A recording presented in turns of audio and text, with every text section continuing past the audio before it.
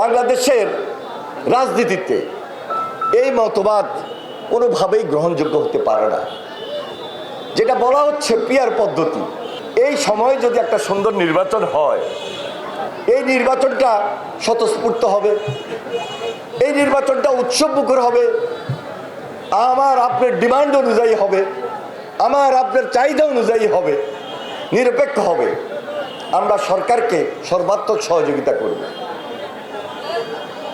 কিন্তু বিভিন্ন মতবাদ আজকে যখন আসে, দুই একটা রাজনৈতিক দলের পক্ষে, দুই একটা রাজনৈতিক ব্যক্তির মত থেকে বাংলাদেশের রাজনীতিতে এই মতবাদ কোনোভাবেই গ্রহণযোগ্য হতে পারে না। যেটা বলা হচ্ছে পিয়ার পদ্ধতি, আমি আগেও বলেছি, এখনো বলি, ভারপ্রাপ্ত চেয়ারম্যান জনাব তারেক রহমান গত পরশুদিন আপনাদের মনে আছে স্পষ্টভাবে বলেছেন, পৃথিবীর অনেক দেশেই ইউরোপের পিয়ার পদ্ধতি আছে, কিন্তু বাংলাদেশের প্রেক্ষাপটে এটা ফিজিবল না। বাংলাদেশের প্রেক্ষাপটে এই মুহূর্তে আমরা যদি সেই পিয়ার পদ্ধতিতে যাই, নিজেদের মধ্যে একটা বড় ধরনের বিভাজন তৈরি হবে এবং ফ্যাসিস্ট এখানে বড় সুযোগ পেয়ে যাবে।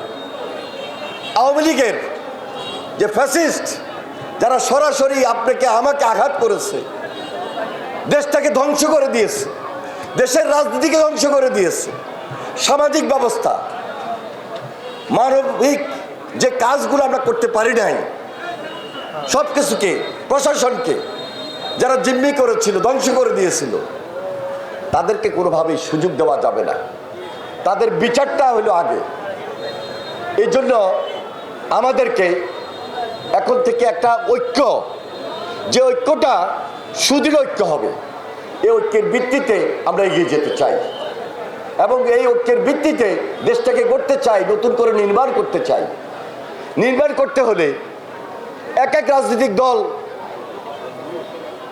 এক একটা বক্তব্য থাকতে পারে, মতভেদ থাকবে, প্রতিযোগিতা থাকবে, কিন্তু বৃহত্তর স্বার্থে, দেশের স্বার্থে, দেশ গড়ার স্বার্থে আমাদেরকে ক্ষুদ্র স্বার্থ ত্যাগ করে বৃহত্তর স্বার্থের দিকে এগিয়ে যেতে হবে। সেজন্য এই সুদৃঢ় ঐক্যটা আমরা মনে করি বেশি বেশি প্রয়োজন।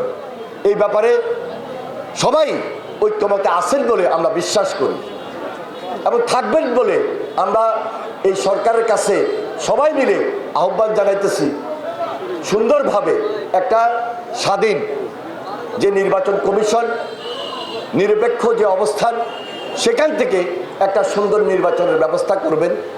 আমরা বলেছি, যারা ফ্যাসিবাদ বিরোধী আন্দোলন করেছি, যুগপৎ সংগ্রাম লড়াই করেছি, তারা সবাই মিলে জাতীয় ঐক্যমত্যে সরকার গঠন করবে। একনল অ্যাডভান্সড হাইজিন সোপ, এবার জীবাণু ধুলাবালি ঘাম ক্লিন বোল্ড।